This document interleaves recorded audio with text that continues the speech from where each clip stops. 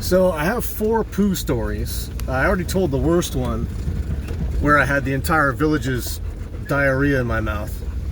But I got 3 others so far this week. Stand by, there could be 5. But I got 3 others that I can remember from time to time.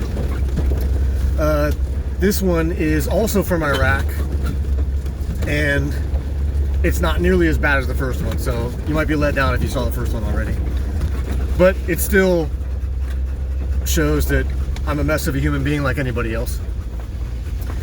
We're in Fallujah, and we had reinforced machine gun positions set up throughout the city to look at MSRs, main supply routes, to try to prevent IEDs, or if there was an attack on a convoy, we could respond to that. Just that kind of thing. And we had one that looked down 2 long roadways toward the city and then this way. And there was always a Marine Corps rifle fire team in there, like 4 guys, maybe 5 or 6. And some guys would be chilling on cots. Well, not chilling, it's hot as the devil's balls over there. But waiting on cots, and then other guys were up on a little like platform to look through the bulletproof glass, which was just Humvee windows that we appropriated for windows in that that machine gun position, looking down the roadways. Anyway, so we're there once in a while. We rotate through, and my team's been there for about an hour, and there's a little serpentine to get in the back of this place that's not easy to get to. And we saw an Iraqi army guy walk across. We weren't really paying too much attention to him. Didn't look like he was carrying anything. And then about 5 minutes later, he pops up in our doorway. So, you know, the guys are laying on the cots, run guns up, ready to drop this kid. And he is saying something in Iraqi, oh, something. And he's smiling. And we're like, all right, this guy's gonna blow up at any second now. And he starts doing this. And we're like, hey, motherfucker, we don't have food. This ain't the food bank, my guy. You're way off. And it was, he wanted to get us some food. We're like, oh, this guy's all right. Probably gonna poison it or wipe his ass with it. Whatever. We'd been living on MREs and whatever bullshit stuff we could scrounge or steal from the chow hall the few times we got to go back to the chow hall. And so he shows up, and we've been smelling these pitas. I don't know if it's lamb or goat. I talked about it in my hey, I'm telling a story. Talked about it in my first story. It's on a metal pole, and it turns, and it like cooks all day, a little fire, and it smelled so good. And they serve it in a little pita pocket, and we thought this guy's gonna go get us some of those pitas. And I'd never had cash when I was out operating, but for some reason one of us had cash enough that they could buy food for everybody. And so we give this guy the American money. He's happy with that. And so this kid takes off, and about 10 minutes later we're thinking, all right, very good scam. Like, he probably hits this position, you know, once a week and scams everybody for 20 bucks. He's got a good hustle going. And then he shows up after a long time with no change, of course. And apparently it worked out to exactly $20. And he's got pitas for, I think there were 5 of us. And I saw it and I just started salivating, like, oh my God, it's real food. I'm so excited. It's gonna be meat, good protein. And little fucker didn't get any toppings on it, but whatever, it was good. And we're eating it, we're licking our fingers, and there's, you know, just don't want to waste any of it. It was delicious. And, you know, morale is high, we're feeling good. And about 2 hours later, my stomach shifted 3 inches to the left suddenly. I went, oh shit, he got us.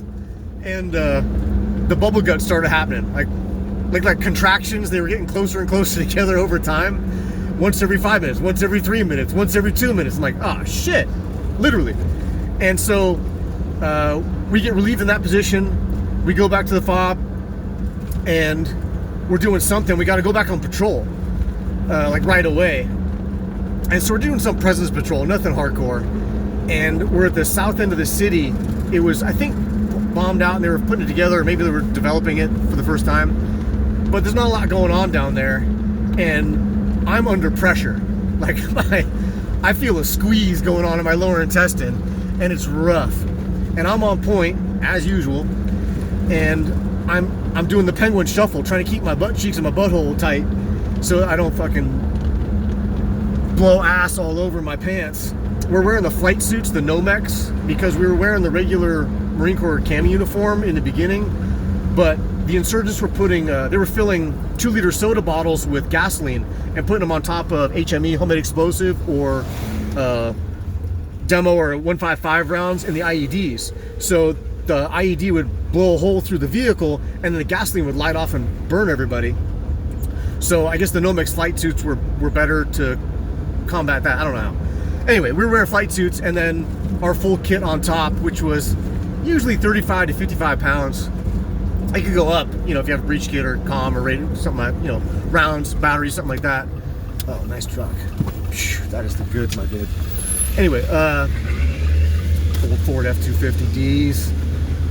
So that's on top, and then I had my PRR, which is a little radio headset that kind of attaches the chin strap to my helmet, and there's the piece on my chest, and nothing's really going on. I'm looking at my high-speed avenues of approach. I'm looking at windows. I'm looking at defilade, cover. I'm checking doorways. But the whole time, I'm thinking, don't shit, don't shit, don't shit, don't shit, don't shit, as I'm doing the penguin shuffle down the roadway. And finally, I tried to sneak a little fart out. Was not a fart. Good to know. I went, okay, that's fine. A little live round in the chamber. Not bad. We can recover. And I hit the PR like, hey, let's go ahead and hard point off to the left here, you know, spread out in a couple houses that are under development, because I'm gonna blow ass real fast. And I see a house that's like nobody's in there, it's not occupied, it's only half built. They're still building the wall on the outside. And so me and another Marine go into this house, and they're all built kind of the same in this neighborhood. Once you go through the front door, the kitchen's off through a doorway to the left, there's a living room off to the right, a hallway going straight, and then stairwell going up to the next deck. And I go down the hallway past the stairwell, shuffling fast, and I got my rifle, like trying to cover, you know, if there's somebody in there waiting to ambush us. But it's a 20-inch M16A4 service rifle. It's a big hunk of metal to try to maneuver with one arm. But I'm doing the best I can while I'm unbuttoning and trying to undo my gear so I can get my ass in the breeze and get rid of this poison in me. I get to the back, I bang a right turn. There's a doorway open to the back of the house to my left. I'm like, cover me, I'm going in. And I'm just blasting gear off my body, set my rifle down, trying to get this off. And I can feel it. My butthole's losing the war. It just, I'm tapped out. You know what I mean? I don't have another rep left in me. And I get my flak jacket off, all my gear down, my PRR is still attached to my helmet.